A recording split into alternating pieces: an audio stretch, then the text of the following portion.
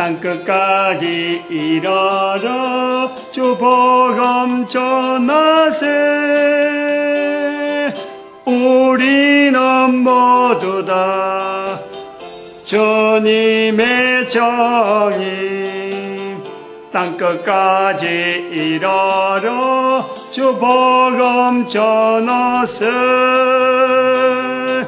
죄인 위에 십자가 지신 고난의 주님, 사망 권세 이기고 사신 부활의 정인, 다시 오심 약속하신 재림의 주님, 땅끝까지 이르러 주님 전하세. 성의 위에 십자가 지신 고난의 주님, 사망 권세 이기고 사신 부활의 정인, 다시 오심 약속하신 재림의 주님, 땅끝까지 이르러 주님 전하세. 님 전하세. 아멘. 하나님 말씀 창세기 48장입니다. 48장 1절에서 6절 말씀 합독합니다. 이후에 혹이 요셉에게 구하기를 내 부친이 병들었다 하므로 그가 곧 두 아들 므낫세와 에브라임과 함께려니 혹이 야곱에게 구하되 내 아들 요셉이 내게 왔다 하며 이스라엘이 힘을 내어 침상에 앉아 요셉에게 이르되 이전에 가나안 땅 루스에서 전능한 하나님이 내게 나타나 복을 허락하여 내게 이르시되 내가 너로 생육하게 하며 번성하게 하여 내게서 많은 백성이 나게 하고 내가 이 땅을 내 후손에게 주어 영원한 기업이 되게 하리라 하셨느니라. 내가 애굽으로 와서 내게 이르기 전에 애굽에서 내게 낳은 두 아들 에브라임과 므낫세는 내 것이라. 르우벤과 시몬처럼 내게 내 것이 될 것이요 이들 내 소생이 내 것이 될 것이며 그 산업은 그 형의 명예하에 함께하리라. 아멘. 기도드립니다. 복된 시간을 허락하사온즉 하나님의 거룩함이 선포되게 해 주시옵시고 온 인류가 주님 앞에 예수 그리스도 거룩한 이름 의지하여서 무릎 꿇게 해 주시옵시고 주라게 해 주시옵시며 가장 높은 자리에 예수 그리스도 이름을 둘 수 있는 그 거룩한 방향으로 모든 인류들이 다 그 일을 나아가는데 하나님 앞에 쓰임받는 귀한 도구 되도록 복 내려 주시옵소서. 감사하고 예수님의 이름으로 기도드립니다. 아멘.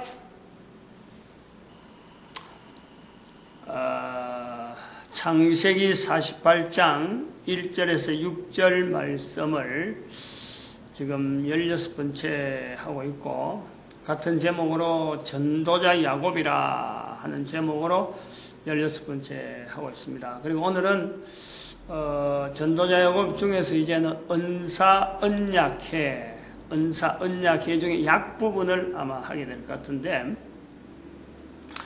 큰 정리를 몇 가지 하고 넘어갑니다. 우선 이 전도자 야곱이라 전도자라 부른다. 성경에 나타나는 모든 등장인물을 다 전도자로 부르고 악한 행위로 해서 나타나든지 어떻든 간에 이스라엘 백성들은 대적이라고 해서 악인이라 부르든지 어떻게 불렀든지 간에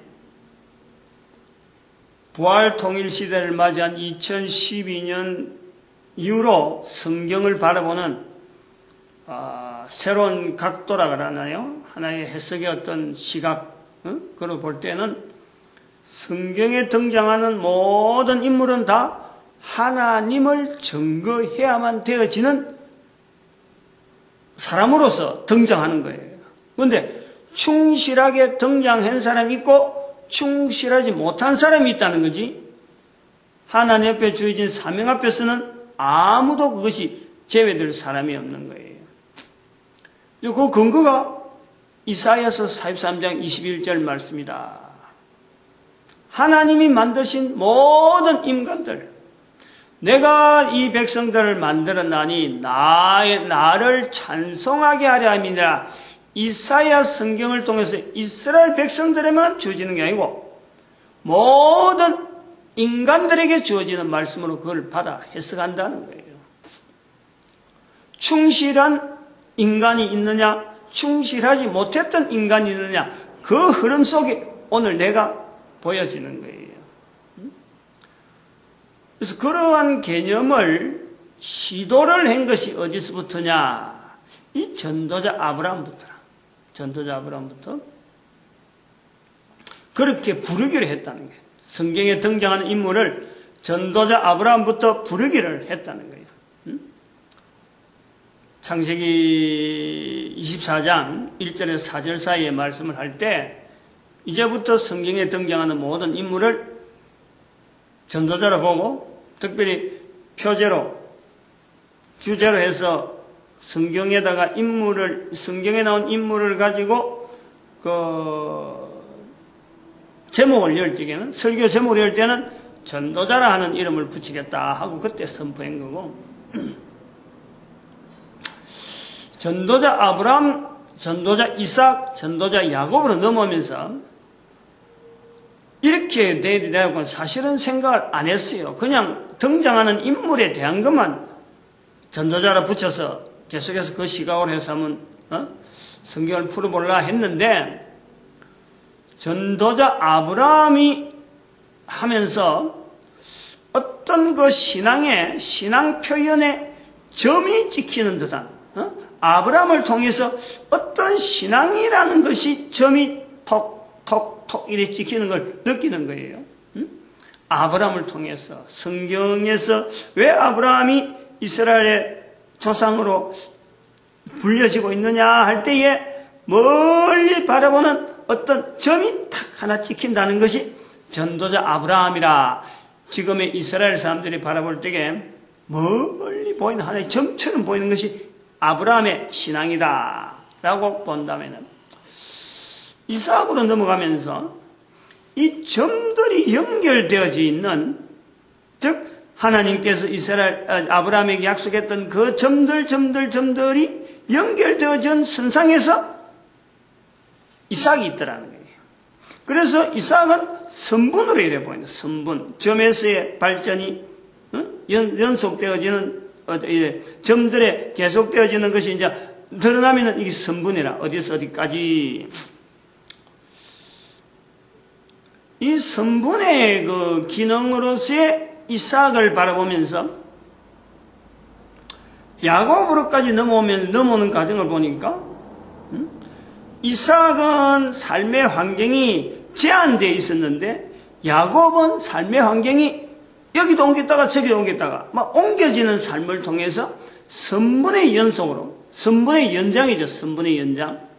선분은 제한된 기간이 있는 거예요. 짧은 거리. 근데 이 연장이란 거는 이것이 곡선이 되기도 하고, 포물선이 되기도 하고, 직선이 되기도 하고, 그거는 1차 방정식부터 시작해서 방정식이 1차 방정식, 2차 방정식, 3차 방정식이 아무리 가도 선분 자체에서 연속되어지는 선의 개념에서는 계속되어집니다.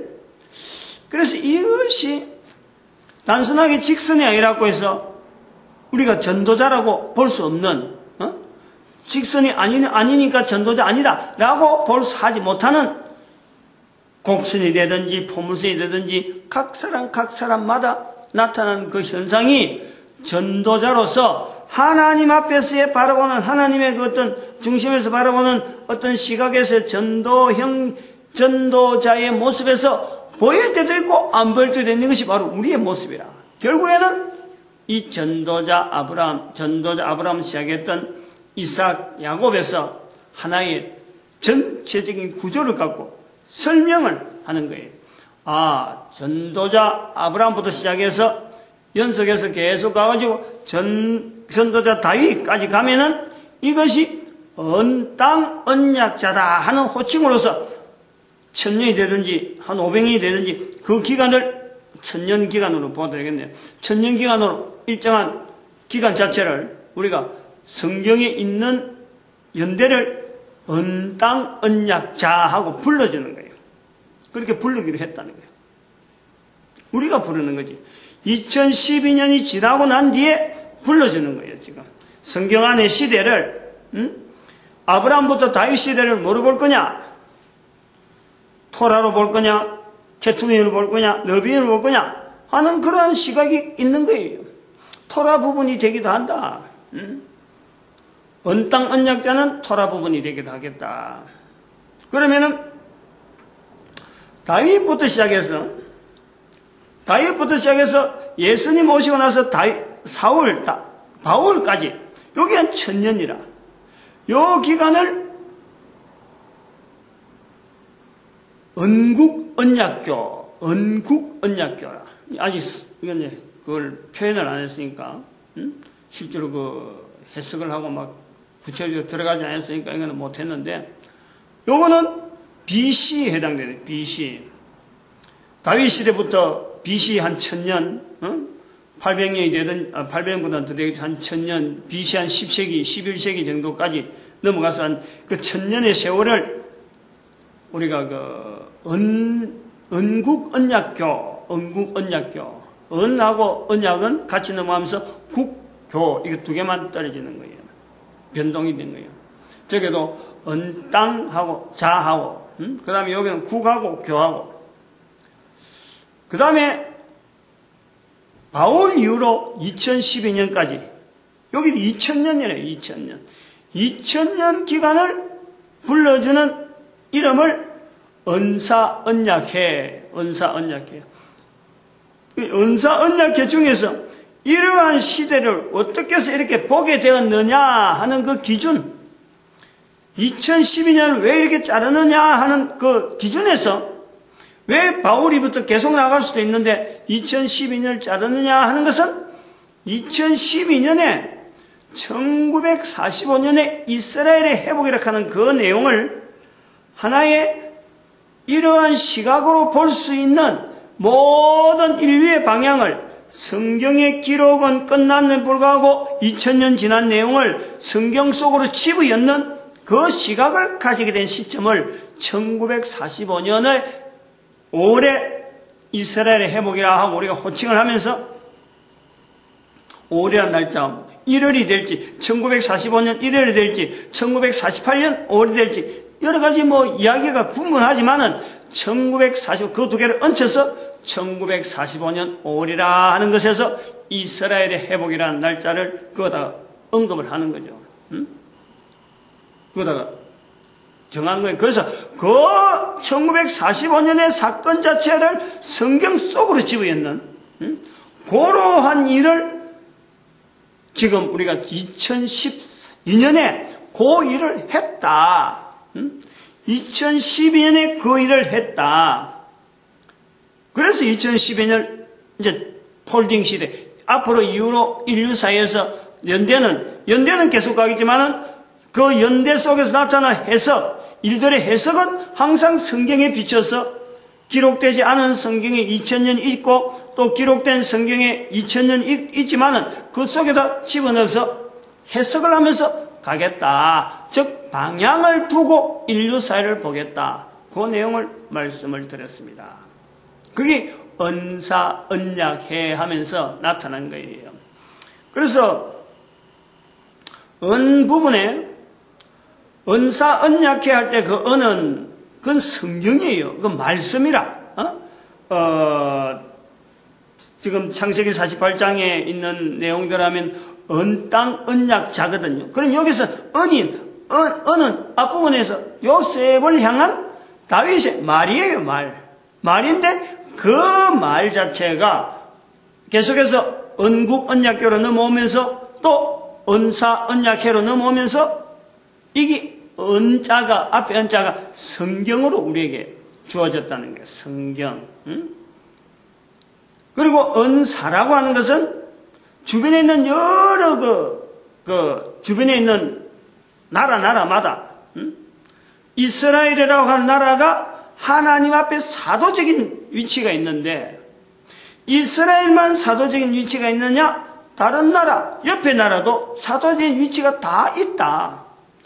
그 사도적인 위치를, 이스라엘이 사도적인 위치가 있다는 것을 가장 뒷받침해주는 그 나라가 바로 대한민국, 한국이다 하는 나라가 있다는 거예요. 대한민국이 있다는 거예요. 앞에 부분을 한 걸 지금 계속해서 정리해 주는 거예요.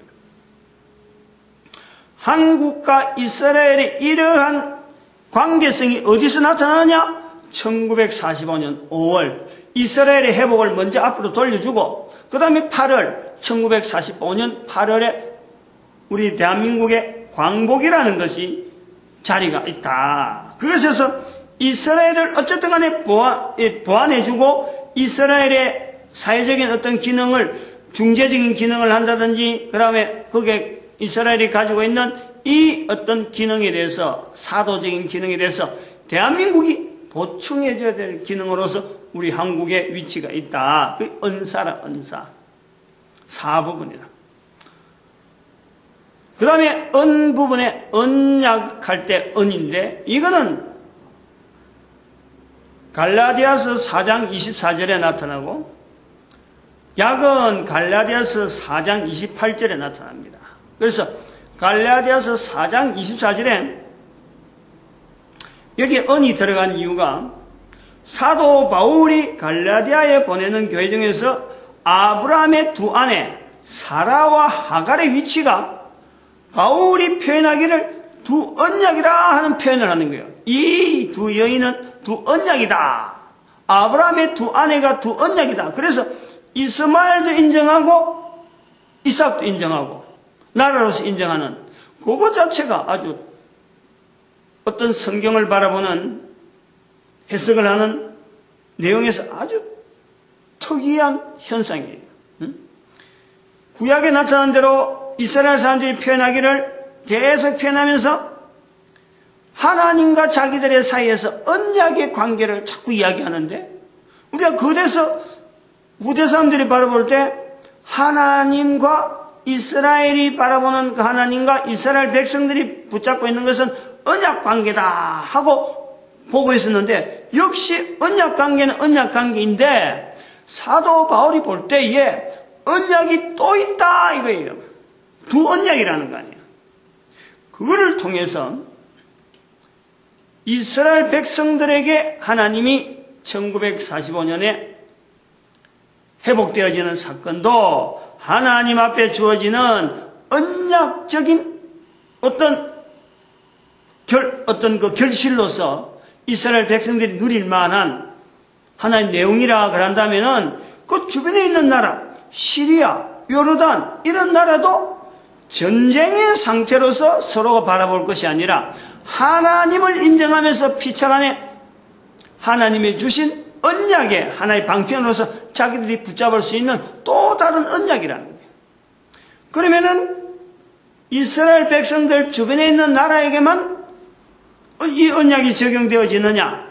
2000년이라는 세월 동안에 성경 밖에 있는 수많은 나라와 수많은 국가들이 2000년 지내오면서 이런 모양 저런 모양을 변천되었던 수많은 형태의 이런 이만한 땅이 됐다가 저만한 땅이 되었다가 되어지는 과정 속에서 우리가 지금 2012년에 딱 이렇게 기점을 해서 바라보면서 그 현상, 그러한 현상들이 나타나는 것을 하나님의 언약으로, 각 나라 각 민족에 주어지는 언약으로, 즉 객관적으로 나타나는 이 상황이에요. 이거는 개인이 바꿀 수가 없는 거예요.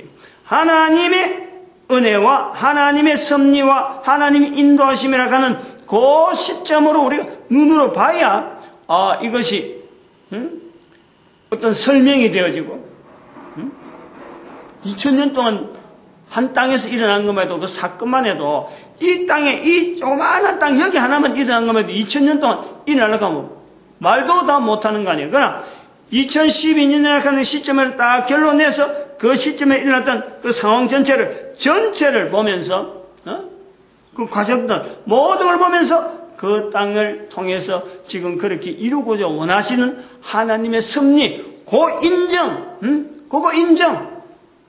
그 인정하는 시점으로 2012년, 그렇다고 해서 앞으로 뭐 변하지 말라 이런 건 아니고, 앞으로도 변할 수가 있더라도 하나님께서 2012년 동안에 인도하셨던 그 모양 그렇게 인도하셨듯이 앞으로도 분명히 하나님의 섭리 가운데서 하나님의 간섭과 하나님의 주장 속에서 나타나는 사건이다. 그 시각을 돌리자는 거예요. 시각을. 고백을 나타내자는 거지. 입에서 고백을. 지금까지 뭐 전쟁으로 인해서 서로 간의 분쟁 때문에 막 싸운 것은 같지만은 지나고 난 뒤 우리가 어느 정도 날짜를 딱 끊어보면은 그렇게 되어진 것 자체가 하나님의 은혜라는 거예요.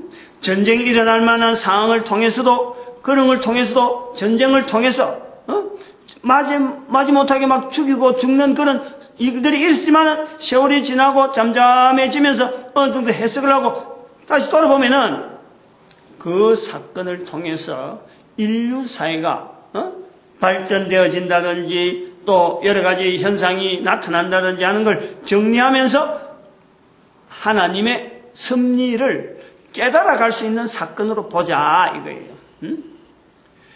당장에는 원수 같고 당장에는 싸워가지고 저쪽이 멸망해 우리가 살 것 같은 해서 부딪히고 갖고 해봤는데 서로 간에 멸망도 되지 아니하고 어느 정도 양보도 하고 또 수용도 하면서 서로 존재하는 가운데서 새로운 하나의 싹이 새로운 모양의 어떤 열매들이 인류 사회에 생겨가고 있더라. 그것이 2000년의 세월이라니까 딱 잘라 끝이 난 게 아니라 계속 되어지는 중에 지금 2012년을 보내면서 은 부분을 모든 나라가 인정해야 될 은 부분, 그러니까 이 부분이 자꾸 길어지는 거예요, 이야기가. 그래서 그 내용을 이야기하면서 이스라엘의 자리를 이야기하고 한국의 자리를 이야기하고 한국의 자리를 이야기하면서 부득불 한국의 이런 자리에 대한 것은 성경에 없는 내용인데 하나님께서 한국 사회가 왜 지금 존재해야 되느냐 하는 것에서 이미 성경에서 창세기 10장에 있는 욕단과 벨렉과 욕단의 사건을 이미 5000년 전에 한 내용이다. 그래서 1945년 5월을 이스라엘의 회복을 성경에 집어였는 그 시각으로 교회라는 시각 자체를 우리가 바라보면서 교회가 있으니까 그런 시각이 나오는 거지. 그리고 한국이라고 하는 이 기능 자체가 바로 이런 것을 세계에 알려줄 수 있는 전 세계의 교회적인 기능이 대한민국에 있다. 기본적으로 교회가 해야 될 기본적인 근본적인 일이 바로 성경에 나타나는 이스라엘 백성들에게 주어졌던 것인데 이스라엘 백성들이 이걸 놓쳐버렸던 바로 전도자의 삶이 한민족에게 여전히 있다. 요구하고 있다. 그런데 이스라엘 백성은 이미 못한다. 그것을 우리 대한민국이 받아서 하겠다. 그러면 이 교회라는 사명과 함께 대한민국이 받았다면은 교회라는 언어가 어디서 나왔느냐? 어디서 우리가 쓰는 교회라는 언어, 이 인식 자체가 이거는 중국 언어다. 중국 언어. 근데 중국은 교회에 대해서 전혀 엉뚱한 당연히 가져야 될 전도적인 사명으로서 교회를 보는 것이 아니고 전혀 엉뚱한 것으로 교회라는 언어를 쓰기 때문에 이 인식의 전환이 필요하다. 그 내용을 한 2시간 앞에서 했단 말이죠. 여기 하는데 한 20분 넘게 지금 오는데 이 과정에서 우리가 부분에서 언사언약회라고 하는 2000년이라고 하는 이 세월 속에서의 그 남겨진 우리가 객관적인 상황을 우리가 정리해 볼 필요가 있어요. 첫 번째, 이스라엘 1945년에 이스라엘 회복이라는 이 자리, 이 분명히 인정해야 돼요. 1945년. 그 다음에는 이슬람교에 대한 인식 자체가요, 이것도 분명히 하나님께 주시는 분명한 하나의 교회 자리가 있다. 교회 자리. 그 다음에 천주교의 자리가 지금까지 천주교회가 유지해 있는 이거 자리가 있다. 그러나 여기에서 교황이 빠져야 된다. 교황이 빠져야 된다. 이 교황이 빠지는 대신에 언급되어지는 것이 1945년에 또 하나의 사건, 유엔의 결성이라는 유엔의 결성. 교황은 이제부터는 세계에서 교회 이름으로 불려지는 교황으로서는 이제 더 이상 쓰면 안 된다. 이거는 천주교가요. 당연히 이거는 내부적으로 어쨌든 간에 이거는 한번 씨름이 일어나야 될 사건이라 이거는. 어쨌든 이거는 나타내야 돼요.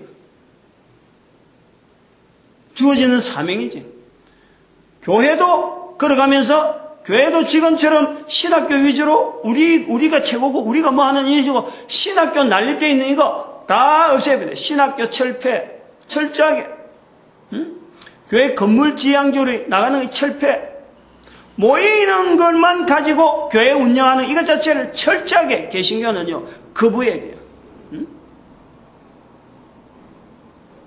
모이는 것만이 모여야 되죠. 모여야 되는데 요렇게처럼 건물 위주로 모이는 것은 이거는 아니다. 요 운동이 일어나야 된다.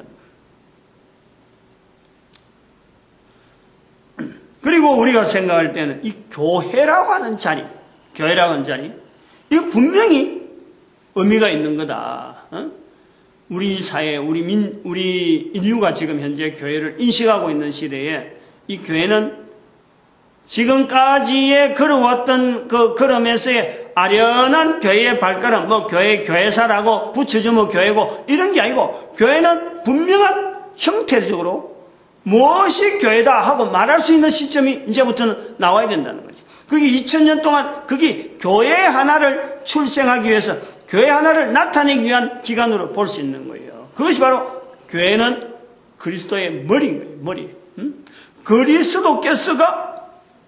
그리스도가 이제는 실질적으로 나타나는 이 그리스도가 실질적으로 활동하는 것에 비견해서 표현할 수 있는 것이 바로 교회라는 단어예요. 그걸 우리가 은 부분에 반드시 인식해야 돼요. 그 1945년 사건 자체가 아주 중요한 거예요. 이걸 바라보는 거예요. 1945년의 사건이 중요한 중에 유엔이라고 하는 내용은 유엔이 나올 수밖에 없는 교황의 몰락이 교황이라고 이름이 불러지지 말아야 될 것도 이게 바로 1945년 2차 대전이 마지막 되어지면서 2차 대전이 생길 수밖에 없는 상황은 교황이 만들었다. 그러나 결과적으로 2차 대전을 통해서 교황의 기능을 대신할 수 있는 국제연합이 나왔다. 이걸 교황이 완전히 인정하면서 교황 자체하고 교회하고는요, 이제 더 이상 연결해서는 안 되는 거로 인식해야 됩니다. 중요한 내용이에요. 앞으로 인류사에서 어떤 형태로 이것이 반영이 될지 모르지만요, 이건 아주 중요한 흐름 자체를요, 분명히 인식하면서 이걸 받아들여야 되는 거예요. 교황은 이제는 더 이상 교회하고 더 이상 연결해서 쓸 수 없는 인류 사회의 오래된 하나의 언어로서 남아져야 돼요. 옛날에 이런 교황이라고 불린 제도가 있었다라는 어떤 것으로 후대 사람들이요 인식할 수 있는 그런 어떤 흐름이 가야 된다 이 말이죠. 이거는 음부분이 옳았는데 음부분은 객관적인 내용이에요. 이거는 사람의 한두 사람 들어가지고 변동시키려고 하는 그런 변동시킬 수 있는 내용이 아니고 이거는 규정되어지는 객관적인 상황이라 이거는 누가 봐도 나타나는 상황이라. 근데 여기 이제 나오는 게 약 부분이에요. 약 부분. 약 부분은 은 부분하고 연결되어지는 거예요. 왜냐면은 갈라디아서 4장 24절에 두 언약이라 하고 28절에 가보면은 너희는 이삭을 따라 이삭으로 말미암은 약속의 자녀들이라. 약속의 자녀는 언약으로 주어진 것에 준해서 그것을 받아들이는 거예요. 우리가 어떻게 이삭의 자녀가 될 수 없잖아요. 이삭의 후손이 될 수 없잖아요. 그러나 이삭의 후손이라고 하는 그 자리가 있다. 그걸 내가 받아들이는 거예요. 아, 내가 이삭의 자손이구나. 받아들이는 거예요. 요거는 주관적이에요. 주관적. 개념을 알고 개념을 알고 약 부분은 주어진 환경을 통해서 이런 환경으로 주어진 상황을 보니까 내가 해야 될 행동이 뭐고 어떤 처신을 가지고 어떤 몸가짐을 가지고 움직여야 되겠구나. 이걸 받아들일 때 이게 약이라 약. 언약 관계는 그렇게 되어지는 거예요. 갈라디아서 4장 24절과 28절의 내용으로 두 가지를 그렇게 표현하려고 해요. 구분하려고 그래요. 그러면 이제 은 부분에서 이야기를 끝냈으니까 약 부분에 와가지고 우리가 표현 하나가 있어야 되는 게 표현. 은에서 나타나는 객관적인 어떤 상황, 이거는 변동이 되어지지 않는 상황인데, 이거를 약 부분에서 이를 내가 나타내는 표현을 이제 어떻게 할 거냐? 이스라엘, 이스마일, 이스라엘, 이슬람, 그리고 유엔, 대한민국, 요런 표현이 됐어요. 하나님께서 지금 쓰시고 계시는구나.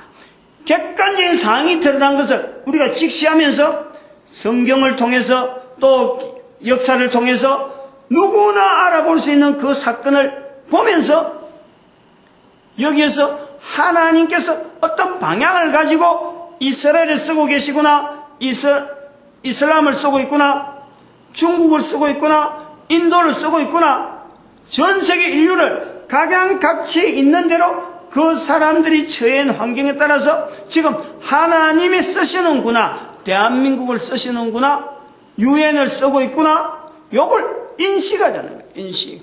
우연히 생긴, 그냥 이 인류 사이에 뭐 없어도 되고 되는 게 아니고 각 사람이 중요한 한 사람의 개체로서 역할이 분명히 있는 것을 서로가 인정하자, 받아들이자 이거요. 서로 경쟁해갖고 죽일 상대가 아니고, 지금까지 막 경쟁해서 죽이려고 서로 간에 막 알력을 번지고 했는데, 알고 보니까 그것은 하나님의 한 사람 한 사람, 한 지역 한 지역을 하나님이 여러 가지 방편으로서 남겨두신 이유가 있는구나 하는 것이 음 부분이라면은, 약 부분은 그것을 인정하자는 거예요.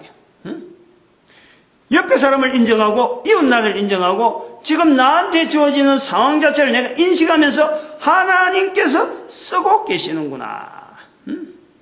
쓰고 계시는구나. 쓰임받는 부분에 대해서 우리가 인정하자는 거예요. 쓰임받는 부분에.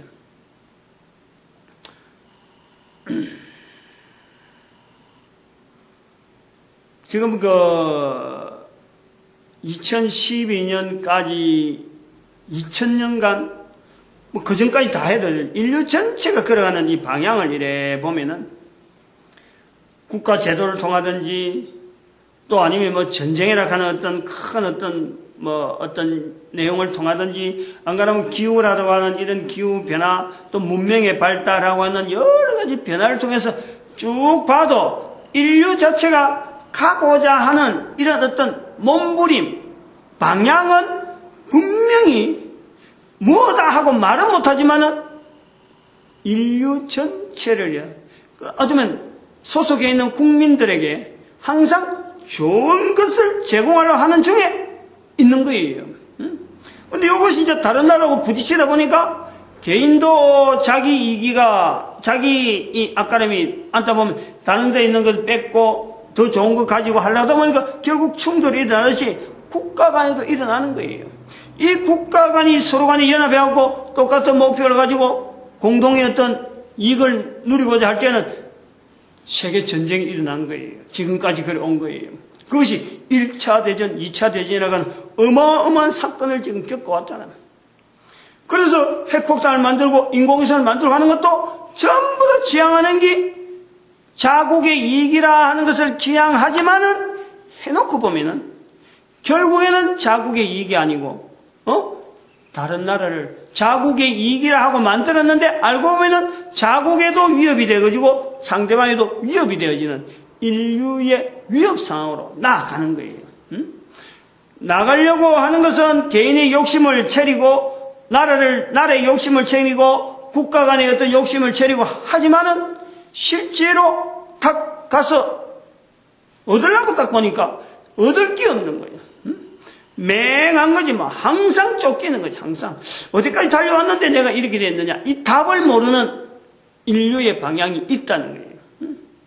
이 부분에 대해서 우리가 이 약 부분에 언약하는 이 부분에 대해서 우리 인류 사회가 날아가는 데의 방향, 어느 방향으로 나아가야 된다 하는 것을 우리는 이걸 받아들이는 환경에 있는 지금 입장에서 이걸 이야기를 해줘야 돼요. 다른 나라 인정, 다른 여러 가지 인정, 쓰임 받거나 하고 바라보면 좋은데, 바라보기도 바라보지만은, 결국에는 그런 자들이 모여서, 한 사람 모이고 두 사람 모이고, 각 사람이 욕심은 가득하고, 나라마다 욕심은 가득해도, 결국에는 세월을 보내고 나아가야 되고, 할 일이 있단 말이에요, 할 일이. 할 일이 있는 중에도, 공동된 서로 간의 인정은 하긴 하더라도, 가면 항상 찌그덕 부딪힐, 그리고 파괴될 우려가 있는 거예요. 그 우려되어지는 상황 자체에 최소한의 어떤 지향점, 받아들일 수 있는 어떤 목표점, 그리고 받아들일 수 있는 서로 간의 양해점, 그것이 뭐냐면은 18세기에 나타났던 우리 인류사의 언사언약에 나타났던 내용이에요. 인정하자는 거지, 그것도. 공산이란 내용이라, 공산이란 내용. 공산주의가 아니고 공산이란 단어란 말이에요. 공산이란 단어가 출현한 것에 대해서 우리는요, 우리 인류 사회가 부활 통일시대 2012년이라 하는 시점을 통해서 이것이 인류 사회가 마땅히 걸어가야 되는, 당연히 걸어야 되는, 모든 인류 사회가 지향해야 되는 언사, 언약회, 약이라는 부분에서 모든 인류가 받아들여야 되는 인류사의 지향점, 그걸 지금 이야기하는 거예요. 있었다는 거지. 객관적인 상황이 이미 있었는데 이것 자체가 인류사회가 근본적으로 걸어야 될 방향이고 목표라는 것을 받아들이는데 지금 약 부분에서 이야기하고 있는 거예요. 받아들이라는 거.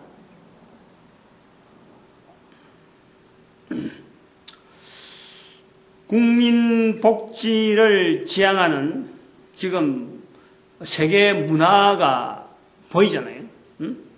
다시 말하면 이거는 경제 위주로 나아가니까 경제하고 경제로 가면서 나아가는데 OECD 국가 모여서 경제 지표를 자꾸 이야기하는데 그렇게 나아가는 과정에서도 소속해 있는 국민들에 대해서 왜 우리가 경제해야 되느냐, 왜 우리가 경제 성장을 해야 되느냐 하는 것 탁깨들을 주기 위해서 복지라고 하는 언어를 거기다 도입시키면서 우리나라의 복지제도는 어느 정도 수준이다 하는 것을 다른 나라하고 비교하면서 자기 나라의 어떤 서로 간의 유대감, 거기에다가 소속감, 이걸 고치시키는 거예요. 만약에 경제하면서요, 몇몇 사람만이 이끌어가는 그런 단체가 되면요, 다른 사람들이 소속해 있다가도 소속감을 못 느끼면은 아무 경제 자체가 어떻게 될 수가 있나요?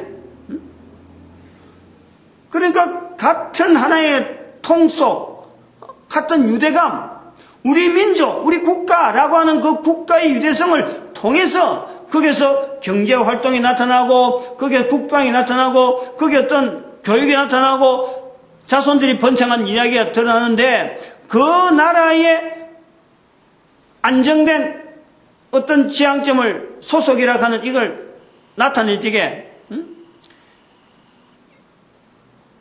언약이라는 부분에 부분에서 기존에 있는 환경은 요래되어 있는데 앞으로 우리가 어디로 나아갈 것이냐 하고 지향할 때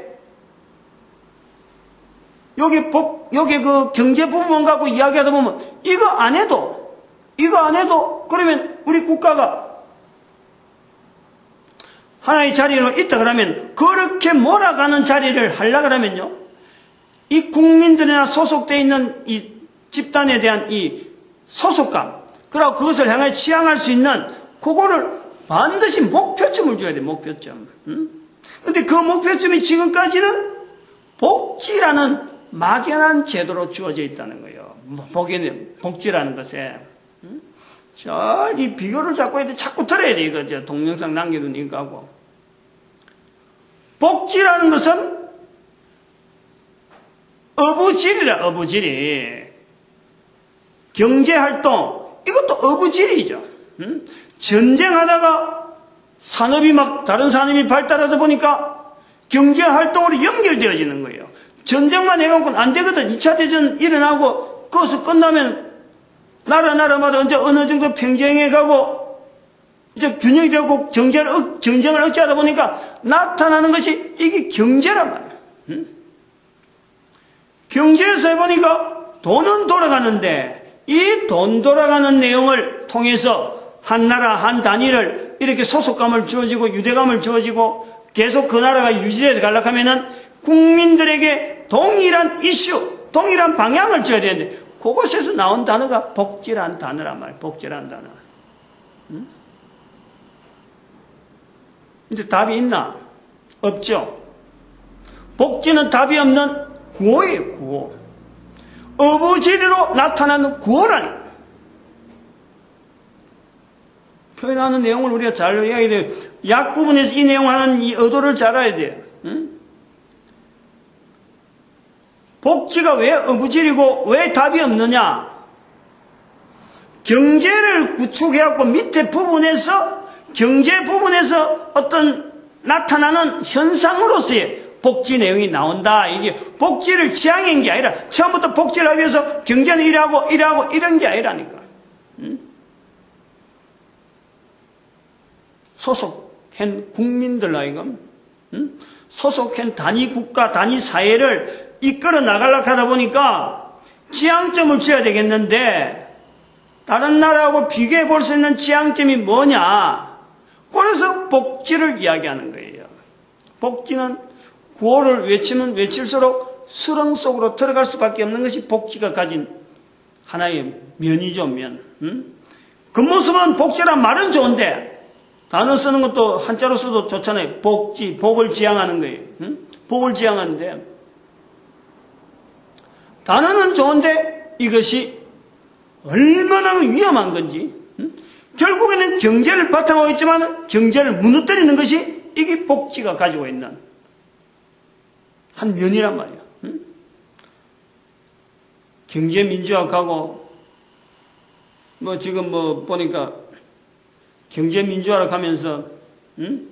우리나라 사람들이 그런 거예요. 복지란 말을 자꾸 쓰다 보니까 민주화란 말을 붙이면 무조건 다 좋은 줄 알고 경제민주화, 산업민주화, 뭐 민주화 하면서 실제로 민주화란 말이 들어가면 붕괴될 수밖에 없고 상황이 전혀 엉뚱한 데로 그런다고 거기에 대한 답도 없고 누가 책임지지도 않고 말만 툭 갖다 붙이는 거죠. 응? 산업민주화 무슨 민주화가 붙여놨는 것 전부 다 보면요 뒷부분은 아무도 답이 없고 지금 유명무실해야 되는 거예요. 지금 여기 경제민주화 붙이는 내용도 지금 앞으로 그럴 거예요. 괜히 대기업하고 소기업하고 이게 뭐 비슷하게 유지돼야 되는 줄 알고 경제민주화 앞에 나와 있는 재벌 기업들 끌어당기고 그 끌어당기는 그 돈으로 가지고 뭐 지방산업이나 뭐 이런 소규모로 갖고 융성시키겠다. 구조가 안 맞는 거예요. 구조가 어떻게 그 가능할 수 있느냐? 재벌이 맡아야 될 분명한 분야가 있고 그 재벌이 맡아야 될 분야가 있기 때문에 뒤에서 중소기업들이 살아가는 거예요. 이게 재벌이 나가는 길이 없는데 이게 평준화돼 가지고 비슷하게 투자해가지고, 지도 한 표, 나도 한 표, 이런 식으로 해갖고는, 경제가 되지 않는 거예요. 그거는 우리끼리 그냥 말로, 그래 하자 하고 말은 하지만 실제로 현업에 나가면은 전 세계가 지금 말이지, 돈이면 돈, 기술이면 기술을 가지고 서로 간에 지금 엄청난 경쟁 속에서, 투자를 할 거냐 말 거냐 결심을 하고, 투자할 만하고 산업을 일으킬 만하니까 투자하고 이게서 가다가 또 바꾸고 하는 이 어마어마한 돈들이 지금 뭐 자금력하고 기획되어지는 내용하고 인력하고 막 돌아가면서 이게 전체가 맞물려 가서 하나의 큰 산업, 큰 재벌이 나오는데 그게 무슨 민주화란 말을 가지고 이게 어떻게 재벌을 지금 발목을 잡으려고 하느냐. 이게 말은 하는데 책임 없는 말들을 하는 거예요. 내가 책임 없는 거예요. 자기가 말해야 책임 아무도 안 지고 놈들이 쓰니까 그냥 피스라에 받아갖고 경제민주화 쓰고 있는 거예요.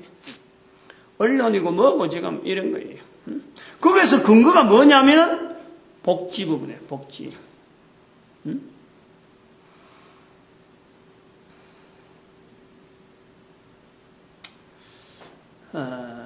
너무 일종으로 나가면 뭐 또 다른 이야기가 막 자꾸 나올 것 같아서 하나를 더 하려겠네. 내가 그건 또 잊어버렸네.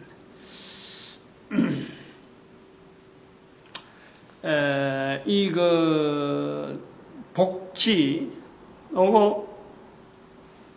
의무지리로 주어진 거 아니에요. 그러나 우리가 인류사에서 분명히 있는 이 공산이라는 단어를 가지고 우리가요, 접목해 볼 필요가 있어요. 공산이라는 단어. 공산이라는 단어가 주어졌는데도 불구하고 이 공산을 정치하고 플러스된 바람에 이게 인식이 잘못돼가지고 또 다른 사람들 앞에 이게 소개가 전혀 잘못 나간 거지. 그러나 근본적으로 공산이라고 하는 이것 자체는 우리 인류가 붙잡아야 될 단어라는 거예요. 공산이라는 단어가 18세기에 1765년인가 1765년 56년인지 모르겠는데 영국의 전기기관차 어떤 효율성 1차도 있고 몇 번 했지만 전기기관차 발명하는 말은 아니고 전기기관차가 효율적으로 산업사회에 쓰임받는 그때 시작점 그걸 1765년에 하는 그 시점을 그래 잡을 거예요. 동력이 어마어마한 동력이 지금까지는 짐승들 의존해가지고 하던 내용들인데 말이나 소나 이런 걸 통해서 농사 짓고 참 이동하고 하던 그런 부분들이 엔진이라고 하는 내용이 나오면서부터 시작해서 산업혁명이 나타나는 거예요. 산업혁명이. 뭐든지 좋은 것도 당장에 하나는 좋은 것인데 이게 양을 키우다 보면은 거기에 대해서 부수적으로 나타나는 조리가 안 되고 조화가 되지 아니하고 문제가 막 생기는 현상이요. 그게 인류 사회라. 전쟁이 다른 게 아니라 바로 전쟁이었던 거지. 산업혁명 자체가 전쟁이었던 거예요. 그걸 헤어나가는 과정 속에서 수많은 이제 적용되어지는 그 환경으로 만들기 위해서 이미 스타트는 해버리고 그거 따라서 부수적으로 막 다루는 여러 가지 내용들을 정리하는 그 과정이 파급이 막 주변에 나타나는 거 아니에요. 그래가지고 오늘 우리가 좀 누리는 거죠. 이런 옷 하나 입는 게라든지 이런 장치 하나 만드는 거라든지 그 산업혁명이 있어지기에는 생각지도 못하는 내용이에요. 지금 여기서 보이는 눈에 보이는 전부 다가 산업혁명이 없었더라면 만져볼 수도 없는 거예요. 전부 다. 다 그런 거예요. 내가 이 땅에서 지금 요 서 있는 것도 마찬가지고 이 고층 아파트를 어떻게 지었을 것 같아요? 이 널쩍한 이런 건물을 어떻게 높은 데서 이렇게 쓸 수 있겠어? 어림도 없어. 그러니까 주변에 여러 가지가 막 영향을 받아서 소용돌이 칠 때에 이 소용돌이 치는 이 상황 자체를 안정적으로 계속해서 이미 벌어진 일이고 이거를 계속해서 유지하면서 안정적으로 주변도 조화를 하면서 나아갈 수 있는 안으로 나온 말이 공산이란 말이에요. 공산. 그리고 그 공산은 멀리 그냥 뭐 허공에 아니면 허공에 있는 공을 가지고 계산해서 나오는 그런 공산이 아니고 눈에 보고 어떤 모델을 보고 만드는 것이 그게 공산이란 말이에요. 공산. 공산 이론이라는 말 쓰지 않는 거예요. 난 공산 이론은 이게 프롤레타리아 혁명이라고 하는 이 어떤 레닌에 의해서 어떤 조성이 됐든지 그 앞에 있었던 뭐 해겔의 변정법이나 이런 거에서 나타나려고 하는 공산을 설명하려는 내용이 아니에요. 정치를 연결하려는 내용이 아니에요. 산업혁명 자체가 가지고 어떤 사회적인 큰 여파, 문제점, 그걸 보면서 또한 기존에 해오던 어떤 모델이 있어서 그 모델을 산업혁명에다가 얹자 하는 내용이 바로 공산이라는 이론이란 말이에요. 그 공산의 이론에서 모델이 되어졌던 어떤 모델이 뭐냐? 그것이 이스라엘 백성들이 가지고 있던 458년 BC 458년부터 586년부터 이스라엘 백성들의 흩어졌던 그 사람들이 살아오던 해당 제도, 그 다음에 그 이름이 뭐야? 또 잊어버려. 이스라엘 백성들의 그 삶을 통해서 보여졌던 그 산업혁명,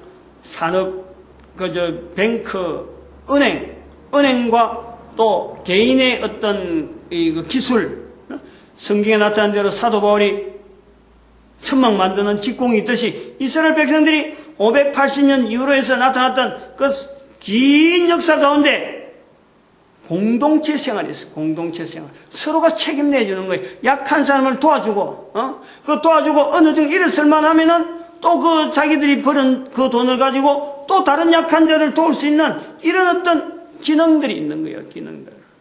그 기능이 바로 공산이라고 하는 단어를 나타내는 모델이 되어진 거예요. 근데 그 모델이 뭐냐? 그 모델이 바로 성경에 구약 성경에 말라기서 3장 10절에 있는 말씀 11조 제도라네. 11조 제도.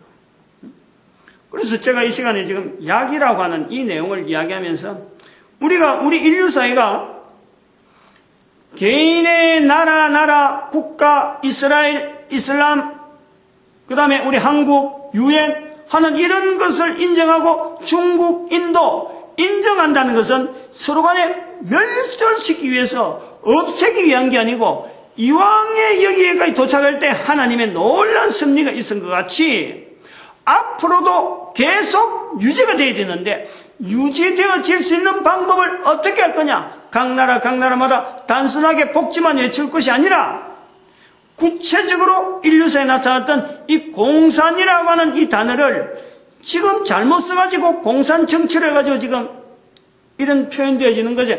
요거 자체를 아니고 성경에 들어가는, 성경에서 나타나는 표현하는 하나님께서 인류에게 어떤 복지적인 제도를 허락했다면 바로 이 11조 제도, 이 공산을 통해서 하나님께서 인류에게 이미 표현했고 그것을 가지고 이스라엘 백성들이 수천 년간 훈련시키고 따듬었던 그 흔적이 지금 남아서 은행제도 발전이라든지 지금 산업사회에서 나름대로 지금 이스라엘 백성이 1945년 5월에 독립할 수밖에 없는 그 힘, 그 근거, 그걸 분명히 본다는 거예요. 봤다는 거예요. 공산이라는 단어를 가지고 이스라엘 백성들의 삶을 통해서 공산을 단어를 썼지만은 이 공산이 러시아 쪽으로 넘어가면서 공산 정치로 바뀌고 그러면 혁명으로 바뀌면서 그 혁명이 중국으로 내려와가지고 공산혁명이 지금 공산당으로 해갖고 그게 대한민국에 북한이 지금 딱 붙여갖고 같은 거로 쓰는 것 같은데 전혀 기능이 다른 거예요. 중국이 쓰는 공산당과 북한이 쓰는 공산당이 다르고 러시아가 쓰는 공산당이 또 다른 거예요. 같은 공산을 쓰면서 정치하고 붙으면서 각 나라, 각 민족이 이걸 자기대로 해석을 해보낸 거예요. 자기대로 변형을 시키는 거예요. 우리는 또 반공이라고 하면서 또 다른 거예요. 반공은 단순히 북한하고의 반공이지.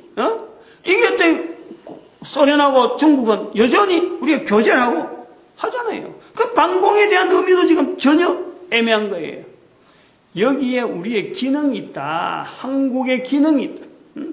공산이라는 정치를 통해서 온 때가 다 공산을 하는 것 같은데 여기서 반공을 외치게 된 것은 바로 공산이라는 언어를 잘 쓰려고 하는, 바르게 쓰려고 하는 나만의 기능이 있는 거예요.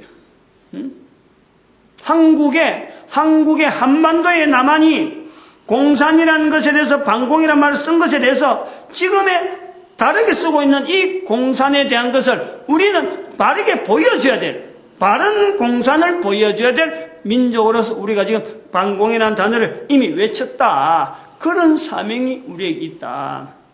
이 공산이 온 인류를 통해서 결국에는 한 나라, 한 민족, 온 인류가 하나로서 주어지는 지구라고 하는 이 환경 속에서 서로 간에 전쟁하지 아니하고 너무 서로 간에 격차를 높이지 않는 민족 간에 나라 간에 이런 공간 자체를 되도록 줄이면서 온 인류가 하나의 산업체로서 나타나는 내용이 바로 공산이라는 거예요. 공산. 오늘은 요 정도까지 해야 될 것 같은데, 요 길드. 아까 내가 이스라엘 백성들의 걸어왔던 586년 이후로 일반 사회에 알려진 것이 길드라는 길드. 제가 메모를 해놨는데, 길드 제도에 통해서 모델이 돼갖고 공산이라는 단어가 나온 거라면, 그 공산은 길드 제도고, 길드 제도 앞으로 나가면 586년이 디아스포라, 이스라엘의 디아스포라가 있는 거예요. 복지제도, 민주주의, 막연하게 책임없이 외칠 내용이 아니에요. 책임없이 함부로 내가 책임지지도 못하면서 또 거기에 대해서 어떤 일들, 내가 남기는 아무런 일거리도 없으면서 그냥 단순히 외치는 이런요 하지 말아야 돼요. 말을 하지 말아야 돼요. 정당에 소속하든지 정치로서 말하려면 정당에 소속해서 자기 한 말에 대해서 책임을 느끼든지, 괜히 언론에 비평을 하면서 말이에요. 민주화 어디가 책임지고 어디가 복지인지 확실하지 않으면서 그냥 말만 가지고 그냥 이 말 듣고 저 말 옮기는 그런 식으로 하고 사람들을 현혹시키면 안 돼요. 공산에 해당되어지는 11조 제도를 사실은 이 70인 전도운동에서 우리 온 나라가 시작해서, 우리나라부터 시작해서 다른 나라 각 나라에도 이 제도가 있어져야 되겠다 해서 지금 외치는 것이 70인 전도대 운동이래요. 11조 운동을 일으키라는 거예요. 그것을 다른 말로 하면 기부운동이죠. 기부운동. 11조 제도를 정착을 시키고 사회 전체가 11조를 하는, 하나님을 인정하고 약한 이웃을 지원하면서 내한테 주어지는 수입에 대한 것에 대해서 내가 이웃에 대해서 책임지는 거예요. 이게 공산이라, 공산. 공산 주행 아니에요. 공산 정치가 아니에요.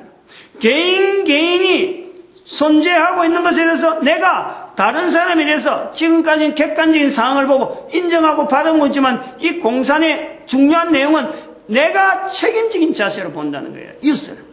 그래서 단순하게 객관화되어지는 게 아니고 저기도 있고 내도 있고 끝나는 게 아니고 내 하나가 다른 이웃에 대해서 책임을 지는 거예요. 책임을. 누구 앞에서? 하나님 앞에서. 이게 11조 제도라. 11조. 교회 와가지고 괜히 헌금한다고 해서 11조 헌금한다고 하니까 교회 만날 돈 달라고 하는가 이런 생각하고 교회를 비판하고 해놨는데, 잘못될 수는 있었어요. 얼마든지 교회가 잘못한 것이 있잖아. 수도 없이 많이 있잖아. 하나님이 주신 11조, 하나님의 것이라. 내 것을 창고에 들여 시험하라. 너희가 나를 시험해라. 어떻게 복을 주는가 네가 시험해봐라. 그 안정되는 시험, 그 시험한 것이 이스라엘 백성들의 길드 제도고, 그것이 바로 공산이라 하는 산업혁명이라 하는 그 어마어마한 와중에서 모델로 제시하려고 했던 그 시도가 공산이었다는 거예요. 우리 민족을 향해 쓰시고자 하는 하나님의 섭리에 우리 한국의 이 교회라고 하는 이 자리가 우리 한국에 있다. 전 세계 교회적인 기능이 우리 한국에 있다. 즉 성경을 배경해서 실제로 몸으로 보여줄 수 있는 언어적인 삶이, 성경 언어적인 삶이 우리 한민족의 어떤 삶에 요구되어지는 것이 있다. 그것이 1945년에 8월에 대한민국의 강보 연결되어지는 빛을 찾는, 빛을 나타내는, 빛을 비추는 홍익인간의 기능이 우리 한민족에게 오래전부터 남아있으니까 그것이 드러낼 때다라는 거예요. 그 은사, 언약회에서 우리가 그런 현상을 보고 이제는 부활통일시대 2014년부터 그걸 지향하는 쪽으로 여러 사람들이 이제 모아야 돼. 그런 시기를 우리가 보는 거예요. 부활통일시대가 됐으니 또 이런 말이 나오지. 아직 부활통일시대가 안 됐는데 표현한다는 것 자체는 안 맞는 거예요. 그래서 2012년을 부활통일시대에 마감을 하고 부활통일시대 쪽으로 넘어가는 그것 정리를 했다. 2012년. 그래 보면 돼요. 하나님 앞에 감사합시다. 할렐루야. 하나님 감사드립니다.